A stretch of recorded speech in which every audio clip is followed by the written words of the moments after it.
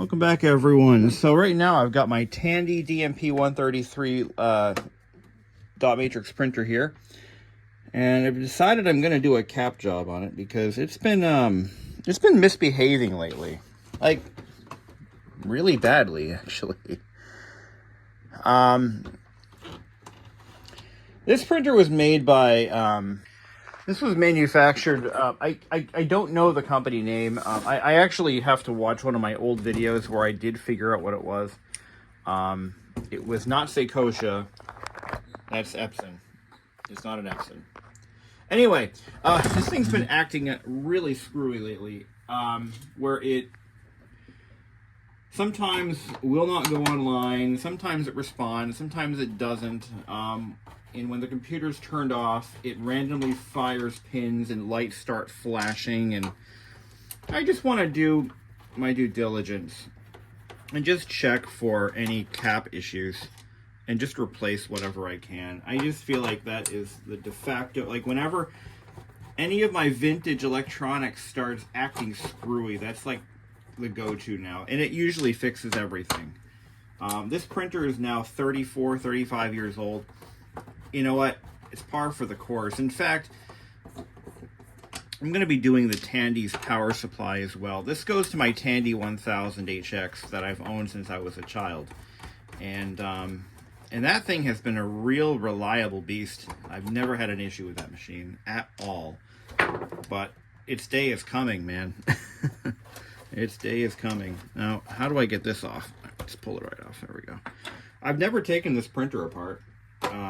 So we're going to see what it looks like, which is why I'm filming this.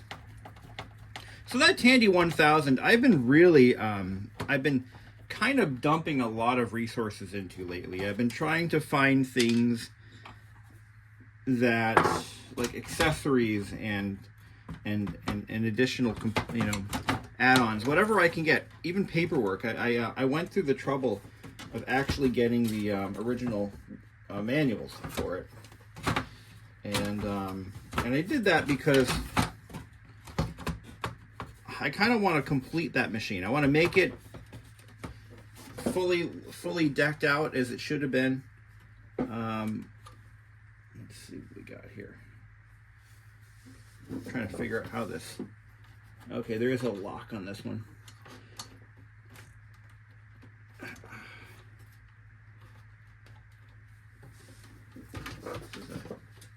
One of those, I've actually never seen this exact type of connector before. Not with a locking bar, but it has a locking bar on it. Let's see if we can, there we go. There we go. Really? Alright. Tell you what we're gonna do. I'm just gonna, it doesn't look like this wants to release, so I'm gonna just unscrew the control panel from the lid. And I'm glancing over at caps, and I'm not really seeing any electrolyte leakage, at least not of the power supply. So, that's something. I'm gonna have to make a slight Mauser order to do this job. I should have all the little ones on hand, as one does. All right, here we go. Let's take that off. So the only original component I really have for that 1000 is the actual system unit itself. I no longer have the really anything else. The original monitor is long gone. I let it go when I sold my Tandy 1000 TX because I didn't think I'd ever use it again. I just wanted to keep the Tandy as a memento, if you will, and the monitor was kind of in the way, so I let it go. Well, I regret that, but my fortune turned right side up when I managed to land a Tandy CM11 color monitor, and at a bargain price of like $50. So when I found that, oh well, I guess I am not missing anything. you know, it's a better monitor than my unreliable and shitty CM5 anyway, so it was kind of a blessing in disguise.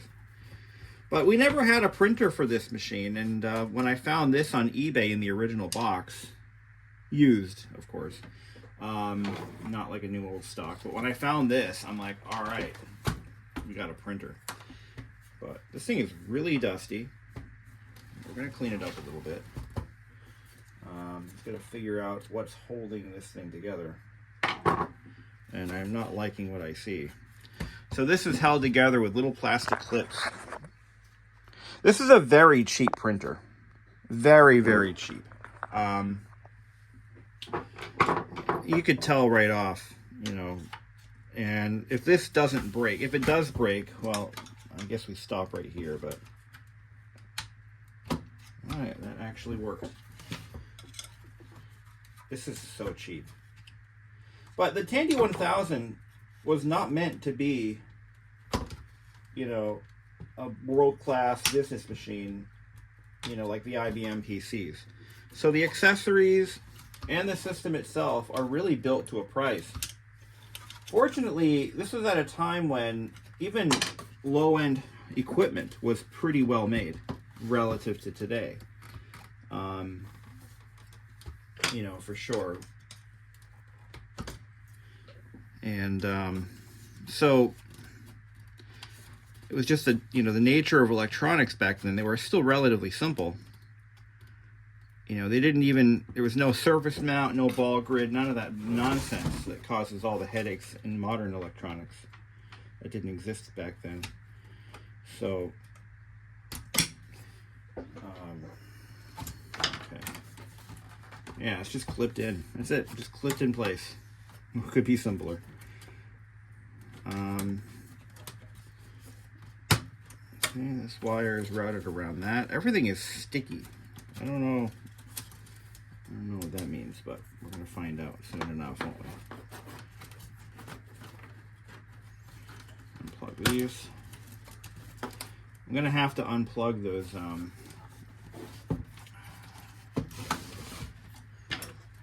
Who the hell made this printer? I think it starts with an I.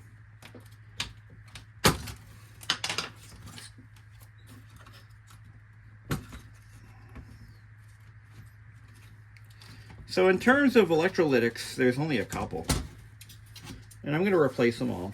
I think it's my prerogative to do so.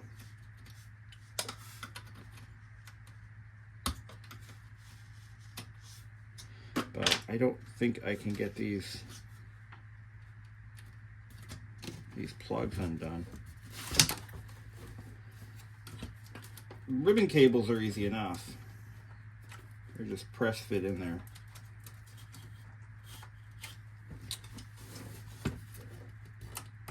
There we go.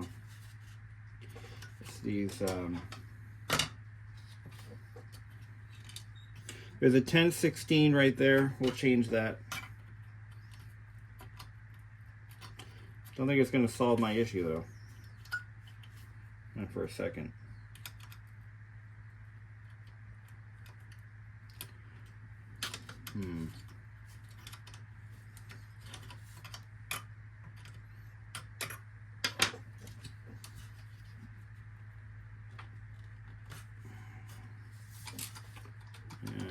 At least we can clean stuff up anyway.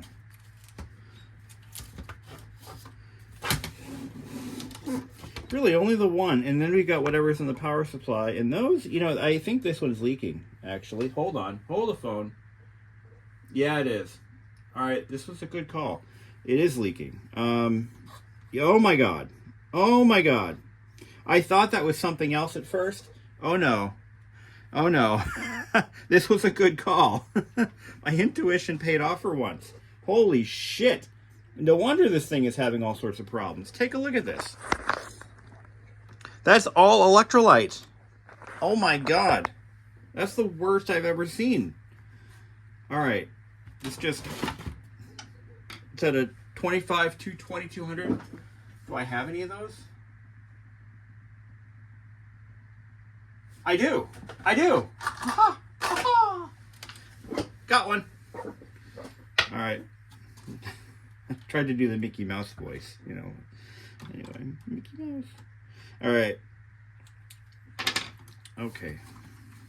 Yeah, I was right. I was right. Remember when I said this on a forum once? It's always fucking caps. And you know what? It's always fucking caps. Always. It's never not a capacitor problem. And I'm gonna have it tattooed on my forehead. That's what I'm gonna do. I'm gonna have it tattooed on my forehead. It's always fucking caps. Always. It's never not. Why can't I get this connector off? Grr. Oh yeah, these are gonna be the death of me. Well, you know what I can do? I can just yank the power supply out and just leave it all connected. The thing is, I don't want to break any connectors. Oh my god, that is bad. That is bad. Guys. You vintage computer collectors, you. Seriously. Change your damn caps. Oh my god, this could have been catastrophic. You can see it's already causing corrosion on this diode right here. Just through, you know, galvanic corrosion. Shit, man. Change your caps. Even if you don't think you need to. You need to. Alright. This should just slide right out.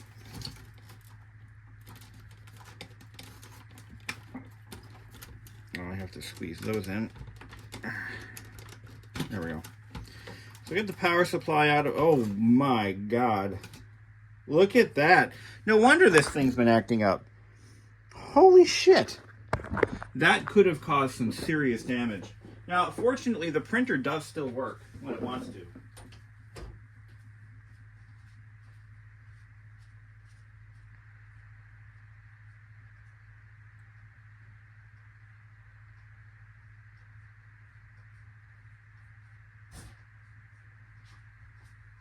But recently, I was printing out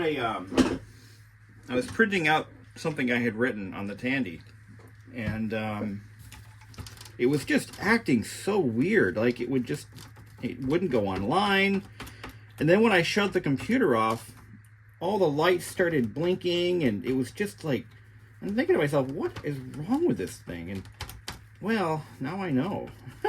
Now I know. We got to clean all this off. It's even corroding. It's taken the... Oh man, what a mess. Could be worse. Could be worse. Alright, let's take that cap off. Oh, the smell. Oh my god. If you know that smell, you know that smell. Oh. It is so bad. Alright, so out with you. Look at this thing. It is leaking profusely. Electrolyte everywhere. But we'll save her. Oh, we'll save you. You are saved. Jesus saves you. $3,000 or more in a brand new Kia. Jesus saves. No, we're going to fix you up. We're going to make you happy again. Yeah. Oh. Do you need a new Kia? Call Jesus. Jesus will save you. $50 or more per month for 8 years on your new Kia. All right. I'm gonna have to clean this up a little better, and I need more swabs.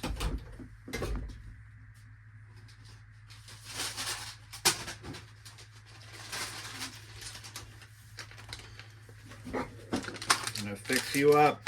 Don't you worry, you poor little printer. So, I want to say I actually had the name of the manufacturer written down somewhere, and it was It started with an I or an S.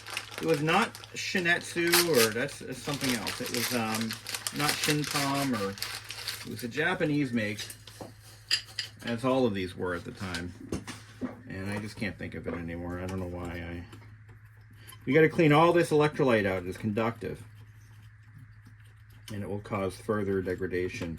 But looks like we caught it, like, possibly just in time before things really started to get south.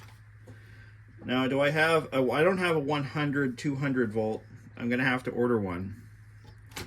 But that one should probably be changed, even though it's not actively leaking. I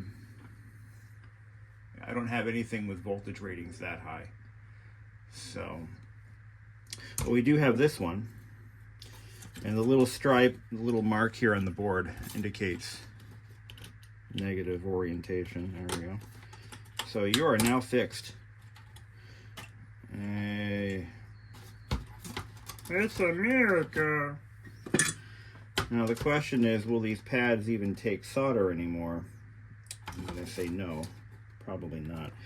Hold on. Hold the phone. Let's see what we got here. I'm going to grab some steel wool. I'm going to kind of lightly brush this up a little bit. Now be careful with steel wool because it leaves fibers everywhere. You got to clean that off. There we go. So, now this is curious. Oh, the entire pad is missing. That's why. So, we have to do some repair. All right. So the pads actually tore off, like they dissolved completely. So, and it's printed on one side, which indicates that we need to do some reconnaissance here. So if you look here, you can see perfect round circles where the pads used to be, and where they kind of dissolved. All right, so we have to scrape away some of the solder mask to reveal clean copper. And we'll solder to that. Yeah, this side's okay. That was a good call. I'm like, I bet you the caps are bad. Oh, yeah. So the symptoms, like I said, when the printer was turned off, it would just, or when the computer was turned off, it would just go nuts. It would just do random, you could just hear random noises coming out of it. And I'm like, oh, that's not supposed to do that. No, it's not supposed to do that. Yeah, we're going to build up a little bit of solder here. There we go. There's one. Now this one here, we're going to just kind of fold it over that way.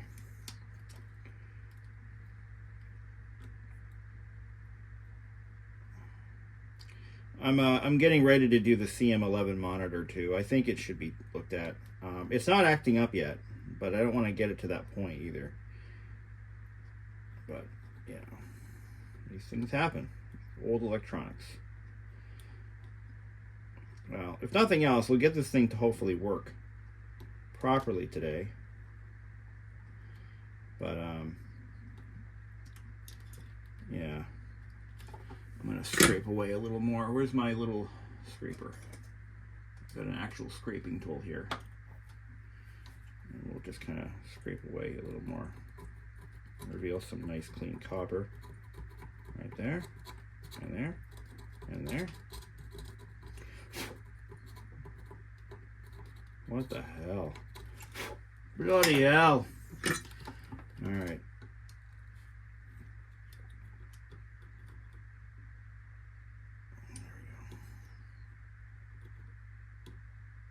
Perfect. Now, just gonna trim and move on.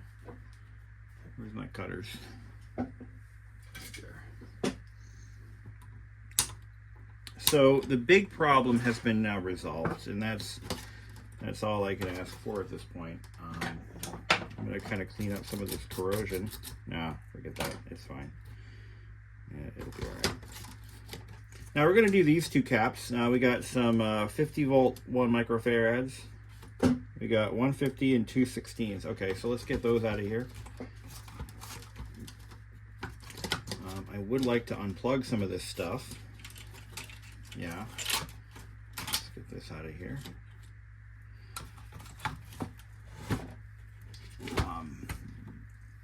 I guess I can leave it alone. Seikosha.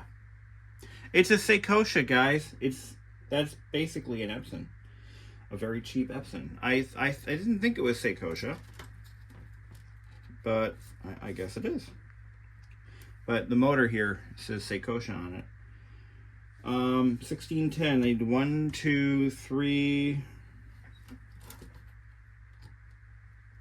Need two 1610s, a 50-volt one, and yeah, let's do that.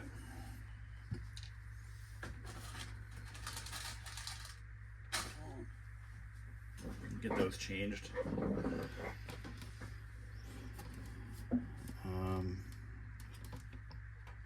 A 10330. Got that. The only one I don't have is this big 100-volt one. So that's unfortunate. Yeah, so we're going to take these two out.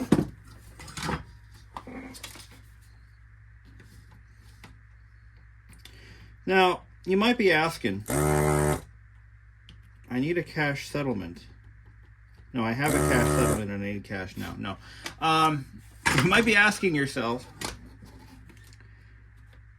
oh wow, this one's looking pretty unhealthy too. It's a 50-volt 1 microfarad. And I'll put that in there.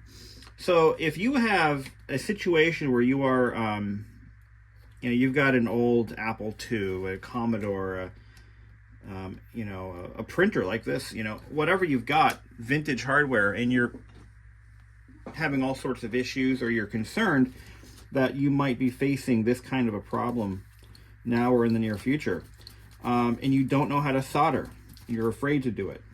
Well, there is a small company out in New York called Amiga of Rochester, and they're the ones that if I didn't know how to do this, I would send it to them.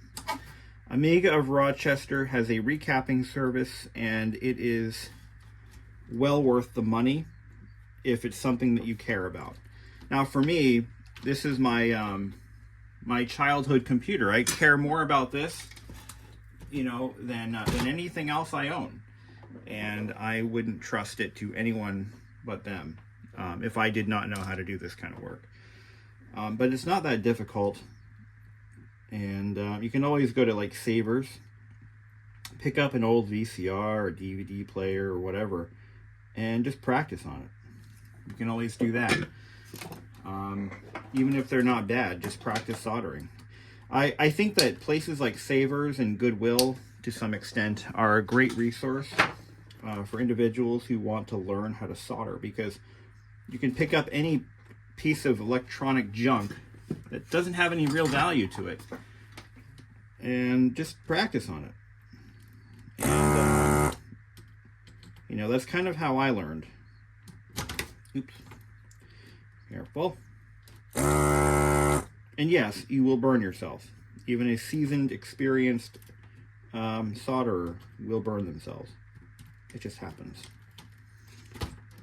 It's gonna happen. And hopefully not 3rd degree, but 1st degree for sure. Now, one of the things that is a little annoying is solder, once it's been ruined and contaminated with acid or electrolyte, it no longer melts like it's supposed to. It's very resistant to melting. And I found that to be pretty consistently true. You know, that's just a fact of life. So when a board is heavily corroded or contaminated, it's going to be hard to solder, because the shit just doesn't want to melt anymore. So it takes patience, it takes practice. So I need a 1610. gonna go right here. Okay, we got a broken pad here. Oh, no, it'll be okay. So this is not a very high quality board to begin with. So the pads do break off very easily on this. I'm finding so far. So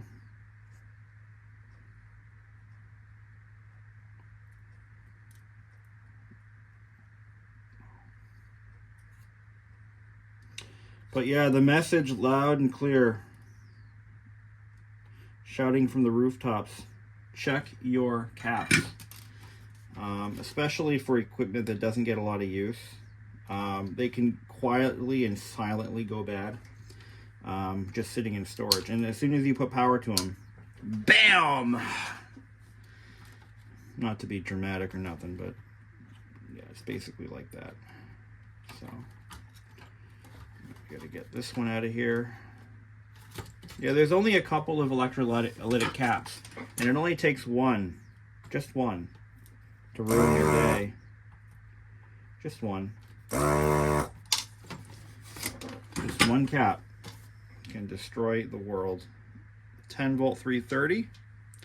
10 volt 330. It's nice having a small business where I actually stock almost every standard cap that you'll ever find in small electronics. I found a very good collection, a mix of caps that you'll pretty much find everywhere, except for power supplies and high voltage applications, but all the basics. Voltage regulation at the lower level, filtering, I got them all. And the exact values that I'm supposed to be using anyway. Okay, so the power supply is recapped except for that 100 microfarad 200 volt. I guess what I'm going to do is leave this one alone for the time being, and you know, I'll just keep an eye on it. I'll order one. I'm going to write it on my list to order, and there it is. I have a reorder sheet, and I'm going to put it on my shopping list. So 100, what is it? 100 microfarad 200 volt.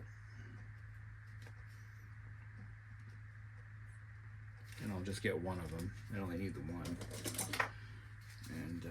And so when that comes in, I'll be able to finish the job. Clean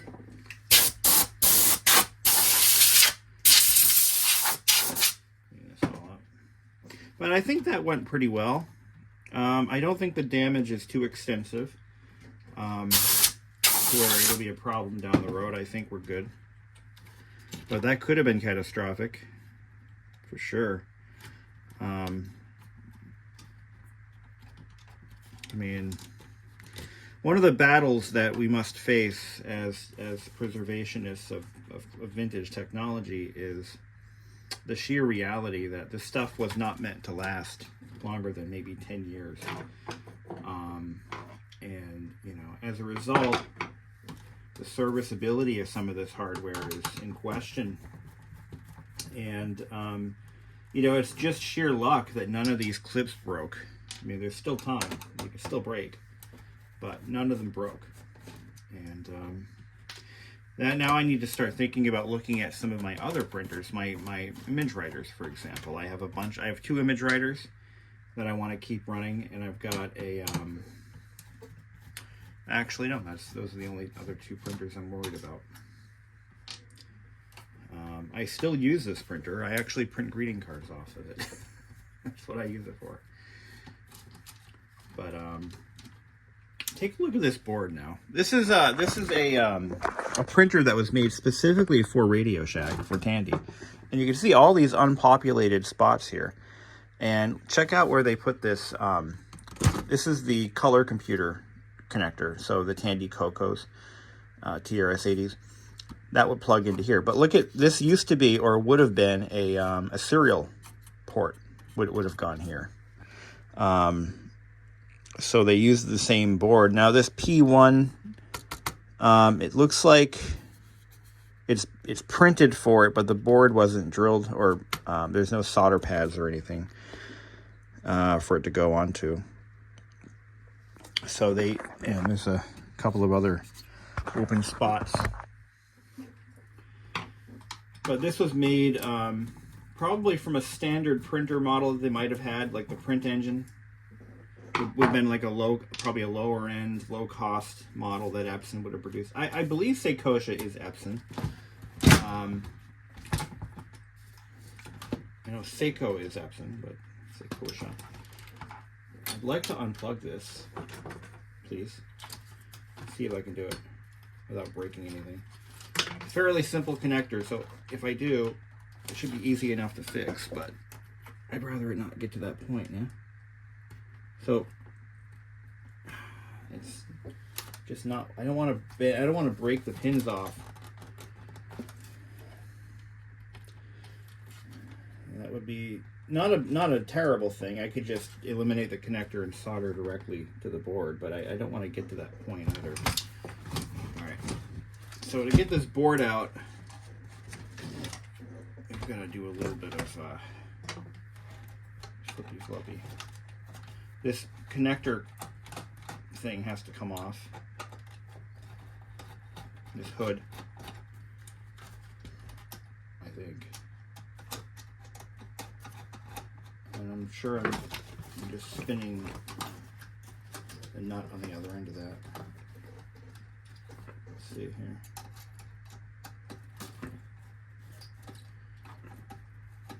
No? Alright, let's see.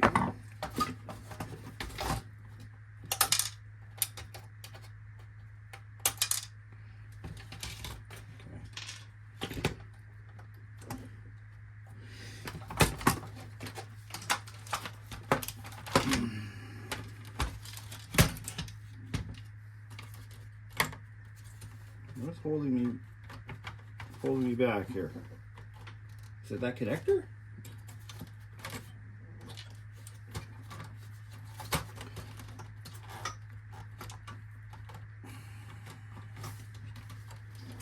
I'm not sure I'm understanding this.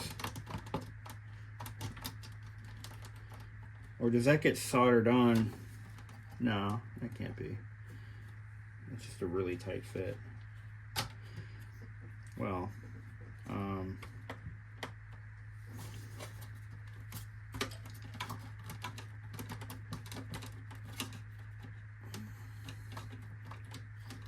oh, okay. I see. I thought these screws were just to hold the header to the board, but they're actually going straight into the case. All right, well, that's good to know. You know, I do read the comments in the forums on occasion because I apparently hate myself and I just want to feel bad. But I'm being funny here, okay? Don't take me too seriously. And a lot of folks like to make fun of people who recap their electronics because they don't think it's necessary. Oh, this stupid cap salesman, you know, they're referring specifically, I'm fairly certain, to the folks at Amiga of Rochester as cap salesmen, dismissing them as just, you know, snake oil salesmen, if you will. And this is my take on the subject. Not every piece of electronic equipment needs to be recapped, but here's the rub. Eventually they will. Okay, so today, yeah, not every Apple II and Apple, every Mac, every, you know, whatever has to be recapped. That's okay, fine. Let's go with that for now. But eventually they all will. So get it done before the damage occurs. That's the point I'm trying to make. You know, don't wait. Just do it. Bite the bullet. Get it done or do it yourself. Get the caps replaced, because the longer you wait, because, oh, it doesn't need it, don't fix it if it ain't broken, that mentality could cost you down the road. Just ask anyone in the arcade community. Okay? Batteries, onboard batteries, and capacitors are what take this shit down. And You can either do it now, before the board starts to get completely destroyed, or you can just, you can wait, or as they say, fuck around and find out. Because I would have never thought to recap this printer. I would have never, wouldn't have crossed my mind. I'm like, I don't need to do that. Oh yes. Oh yes. Yes, I do. And here's why. So that attitude, that mentality is going to cost you. Just saying. You just hear me out, man. And there's a lot of folks who don't believe that this needs to be done. This is not, oh, you don't need to recap that. Why would you? Oh, come on. You know, they used really good quality caps back then. And yes, they did. Which is how they were able to last 30, 40 years. But that bill is going to come due, and you're going to have to end up either recapping it prophylactically, or you're going to have to deal with what I'm dealing with here. We do have actual board damage from one bad cap. Just one. That's all it takes. So I think my point has been beaten to death like a dead horse, but only because I care about preserving this stuff, keeping this community alive. And the only way to do that is to prevent damage in the first place. Now, there's a couple of other things that we can do while we're in here. Like, for example, well, we know the micro switches are working, but we're going to go ahead and spray some deoxit into them anyway. You push the switch down. You can squirt this shit in there. This stuff is really good at preventing oxidization and damage to those micro switches. I use it all the time in my radios, and it rejuvenates them, gets them going again. So that's taken care of. Let's see, this connector, yeah, it's not going to release. I'm going to leave it alone. The engine looks pretty clean underneath. There's no real lubrication points that we need to be too concerned about, except for maybe, what's this? Is that the that's the adjuster? No, what is that? That's just a roller. Okay. This printer likes to jam up. It really does. It enjoys it. It's like a hobby of this printer. It just loves to jam. It's so maybe we can, I don't know, help it out. Put a little bit of this grease here. This is 3M M coat. It's good for plastic on plastic action. We're gonna go ahead and apply that in a few spots. Check out this belt tensioner assembly in here. Very simple, very basic. This spring keeps it under tension. That's it. You don't want to move it too much. This is a very, very cheap printer. I mean bargain basement level cheap compared to some of the other ones I've worked on, like the old Epsons. And this is if it is a Seikosha, it is an Epson product, or under the Seiko umbrella. But it's kind of shocking because I thought they only built high quality stuff, but you know, you gotta hand it to it. I mean, this thing has lasted 35 years, so I mean, I gotta give it credit where credit is due. We're gonna plug this ribbon cable back in. This is our 9-pin head cable. This is not a 24-pin, unfortunately. It's a 9-pin. Again, this was a 1989, 1990, 91 bargain model. I think this was discontinued by 91. But this was a bargain printer, and you can still buy supplies for this, which is crazy. You can still get supplies for this thing. I just bought a ribbon for it just the other day. Just the other day, I bought a new ribbon for this thing. I have a couple of them, but I didn't want to run out, so we're going to route our cables exactly where they were from the factory, or as close to it as I can get. There we go. We're going to slide the power switch back into its home.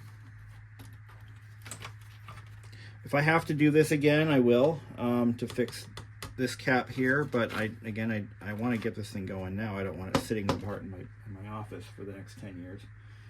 So I'm just excited that I found the problem like immediately. Like it was like totally right there in my face, just as I had hoped. And yeah, you don't always get so lucky. You don't always get, oh, I have to rub that differently. Hold on. Let's get this back out again. Where's my little nose? Squeeze this together, pull it out. There we go. So this wire actually has to go through here, around here. Right. Is that it? Just like that, I think, yeah. And it looks like it actually goes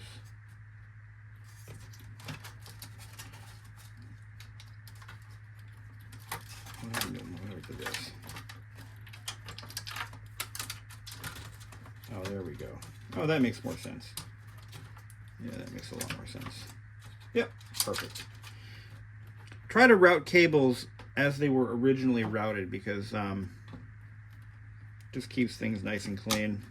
Any pinch points will be addressed. Oh, I forgot to put the screws in for the board. I better go do that.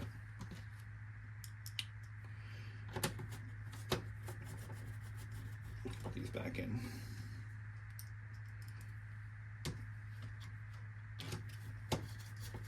But even the bad stuff from that time period is better than the good stuff of today. You're not going to get 35 years out of any printer made today. No. Now, the manufacturers have learned their lesson. They're like, we're not doing that again. No, thank you.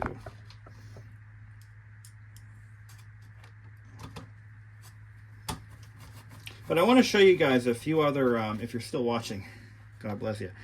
I'm going to show you a couple of other things that you want to look at. So with these old dot matrix printers, I'm going to just reassemble this. I don't need to film all that.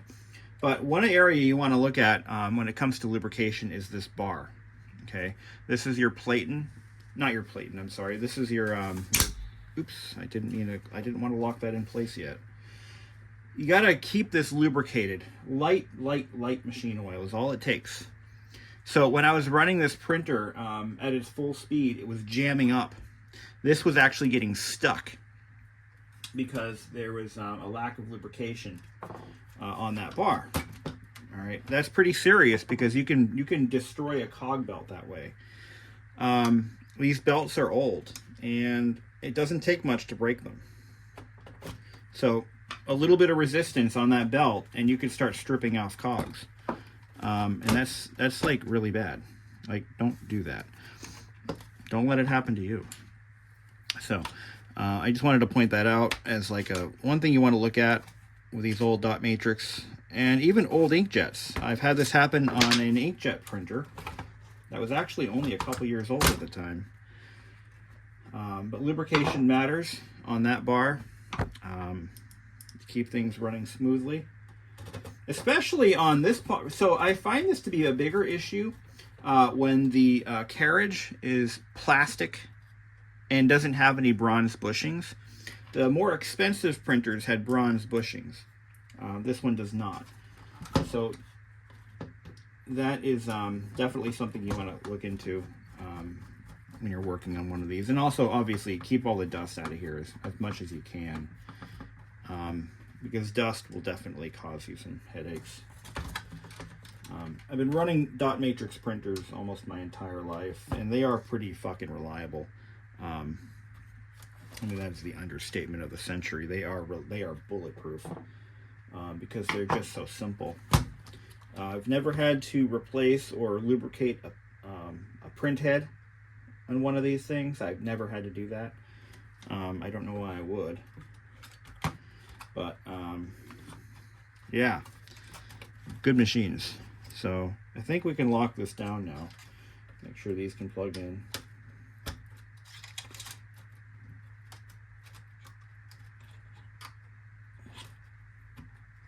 My first dot matrix printer was actually from my neighbor, the junk man. He gave me a Commodore printer. It was LPS 1250, I think. Yeah, it was a tank. And why do I have all these little screws? I feel like I have more screws than I'm supposed to.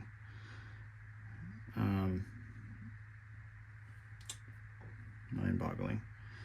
But anyway, I should have a couple of these. I don't usually have extra parts when I take things apart. I don't want to start now. Anyway. Alright guys, I'm going to go ahead and put this sucker back together. Thank you for watching. You know how you can tell this printer's cheap? The print head is not user replaceable. Now, most quality inkjet, dot matrix printers will have a print head that is just clipped in place. This one, it's hard mounted, so it's not meant to be taken apart for cleaning. And again, it fits well within the Tandy 1000 HX, which is the target machine. This is the printer that Radio Shack paired with the HX and possibly the late EXs as your wine pairing of choice for printers, if you will, because it was budget priced. It was designed for the residential market, for kids' homework, a couple of billing statements, shit like that. And why do I have 2 extra screws? Why do I have 2 extra screws? I should not have extra screws. Well, I'm gonna have to figure that out. I shouldn't have any extra screws. I'm gonna have to figure out where those go. And I will. Oh, I will. That ain't right. What did I do wrong? Where did I go wrong? There were no screws at the bottom coming through, but you can see where the screws are supposed to go. Yeah, I see there's one missing from there, and one there in the middle, dead in the middle. All right, well, that's something. Anyway, yeah, I think I figured out where they go.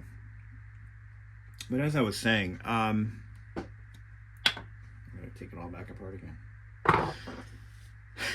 It's a cheap printer, but that's what makes it so endearing. The cheaper stuff, the lower end, low quality equipment is what I find more charming, because there's so little of it left. There just isn't as much of this stuff, these cheaper models of anything, still kicking. And I think that's why the Tandy 1000s are worth so much money. It's because they are so hard to come by, because so many of them were just discarded. I mean, they're meant to be used until they're no longer serving their purpose, and then discarded, and no upgrades, no improvements to be made. They were just meant to be tossed. And that's what makes these machines just that much more endearing. So you'll find that as more and more baby boomers are, move out of their homes and move into retirement communities, and they start clearing out their attics and their basements, a lot of this stuff is going to start reappearing on the market. That's my prediction. And it's slowly happening. These types of machines are reappearing on the market from being completely lost for so long. And that's because people are starting to clean out their homes, and they're downsizing their houses, and and their kids or whoever's, or they're dying, and they're finding all this hardware just squirreled away. Because one of the characteristic traits that I have found of especially older baby boomers is they never throw anything away. So, they would pay, a ton of money for this thing. To them, it's like to my parents, buying a printer like this would have been an extravagant expense. And as a result of that, Well, honey, we're not throwing that away. We paid we paid $300 for that thing back in the back in the day. That's money. I can't throw that away. So they put it in the attic in the original boxes, and that's where it stays. So now that they're moving on, downsizing, what have you, this stuff is just hitting eBay. It's hitting Facebook Marketplace. I just picked up an Apple II Plus from a woman who is in her 70s for the very same reason. Her husband passed away. They were the original owners. They bought the thing brand new in 1980, and they were both college professors. So naturally, they kept it. Like, we're not getting rid of this. We're not going to throw this away. So they held on to it forever. And that's how I got my Apple II Plus, and I got it for free. If you can imagine that. I got it for free because she didn't think it was worth anything. And I wasn't about to correct her on that. The Apple II Plus that I'm talking about is probably worth several $100s. And that's, All right, guys, let's go ahead and test this thing out and put it back together. I figured out where the screws go. We're going to test it out. All right, so we got this all hooked up. I got the Tandy running, and I've got a document ready to be printed. So I'm going to put this thing online, and I'm going to print it out. This was something I had written on the Tandy as a script for a video I made for work. And let's see what it does.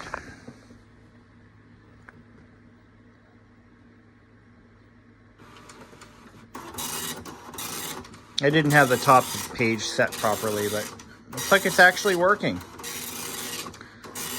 All right. Now, I want to try this. This is a problem that it's had since I got it. And I've been told by someone else that it was actually pretty normal.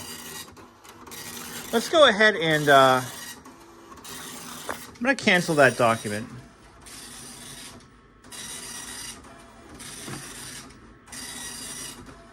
We're going to cancel it right now. Okay. Okay, so it's cleared out the buffer. Now it's going to go ahead and set top of page. All right, this printer has a tendency to bind up right here so that the page goes off kilter. Because of the way it's set up, it tends to do that. So, all right, we're set the top of page. I'm going to shut the computer off.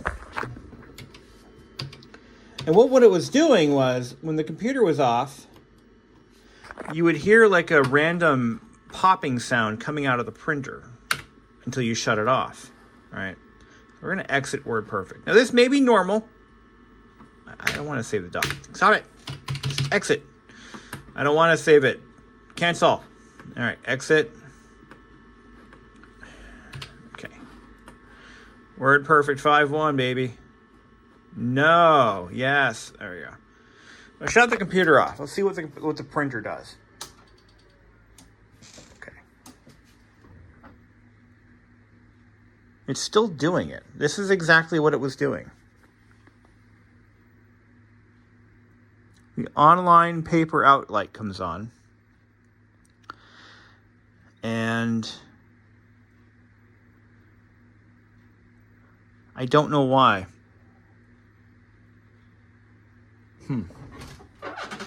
Turn it back on. Okay.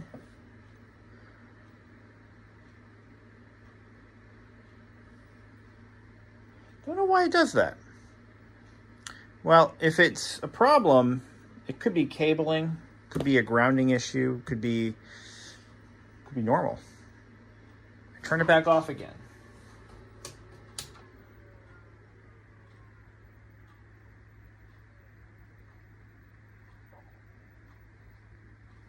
Okay. Turn it on.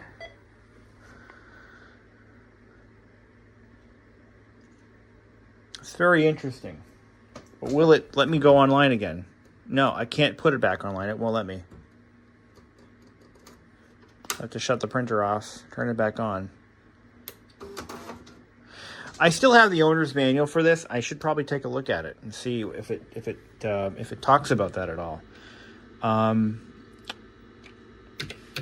have a new program on here. It is a different word processor that I found from Spinnaker. And it is... I want to see if it'll print to this thing. What's it called? DOS, Max, Games. Oh, it's under apps.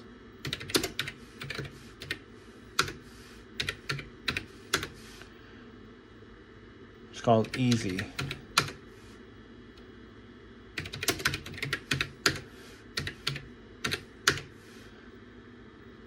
And it was called EW, Easy Writer. Got a nice interface. Very simple. Okay.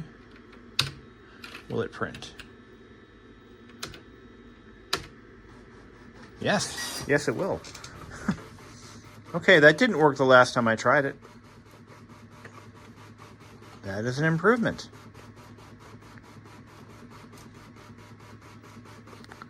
So it's using the Pro Printer driver again. Okay, so that's something. That's something that I didn't do before.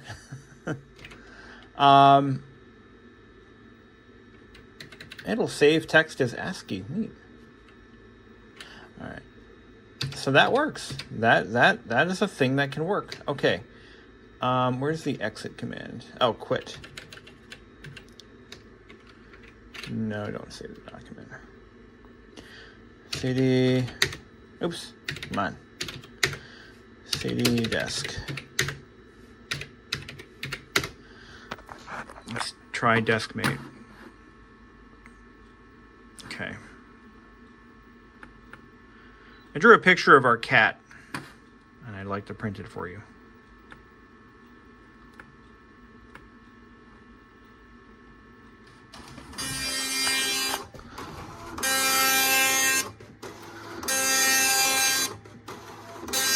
So, aside from that weird behavior with the printer turned, well, okay.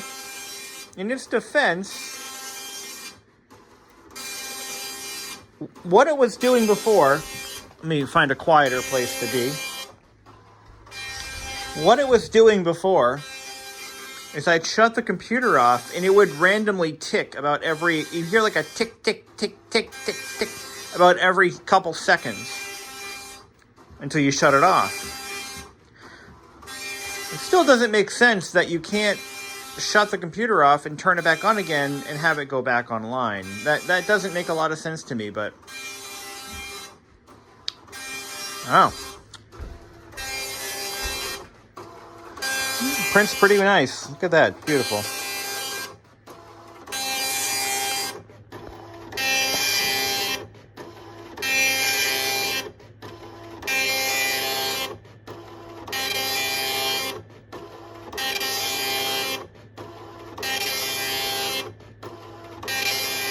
I'm going to check the owner's manual and see if they talk about this at all, because I think this is a problem that would have been documented as a, hey, by the way, turn the computer off and the printer at the same time. But so far, I'm happy with what I'm seeing. This is actually working better than it's ever worked. So, good stuff. Yeah, it's working pretty normal now. And when I tried printing from Easy Writer yesterday, it would not print. It just would not print. See, the paper is hung up here. You gotta, fan fold paper, you have to, it takes a lot of effort to use, I find. See how it's bunching up right there? And again, that's because the paper is hung up. It doesn't have, what can help though is if you drape it over the front, you can do it that way. But even still, it's bunching up. Yeah, it's bunching up. So, Not sure what I'm going to do about that, but I'll have to figure something out. But that's just the nature of how this printer is built. That's just how it works. Well, thank you all for watching. I think we did solve some problems today, and at least we prevented additional problems from cropping up. But this is your bargain basement Tandy printer for the primarily the HX series, the 1000 HX. That's kind of its target audience. But I don't like the way it handles paper. It's a little kludgy, but see, it's still doing it. Why is it doing that? Let's take a look at the back end here. Where is it getting hung up? If I keep it like that, it's just gonna get stuck, you know. I don't know. This is why we don't use fan pull paper anymore, because it's a pain in the ass. Thank you for watching. Have a great day. Well, that is definitely an issue with the spring tension being too little. And I would have to find a shorter spring for these. I bent this one just a little bit by accident, but no, moving them over here is not going to fix anything. There's just not enough tension on this bar to keep the paper to the platen. So it wants to walk its way off, unfortunately. So yeah, that's kind of a problem. That's a design issue. But now that I know it's a problem, I mean, I can work around it, but it's still annoying that this is an issue. I'm gonna have to find a way to size and purchase springs, because I think a set of springs that are just a tad bit shorter would definitely solve this problem. And it's probably been this way since it was new, which is really sad. But there's just nothing you can do to prevent this, apparently. Or wait a minute, no, wait a second, hold up. If you put those in the middle, that solves it. But if I put them to the, oh, maybe that's how you're supposed to do it. I just thought they were supposed to be towards the end of the bearers. You know what? I think that might be the answer.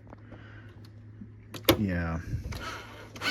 So if I roll this back to the trouble spot, what happens? It still rolls through.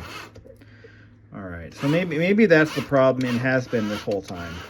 I just had them adjusted improperly.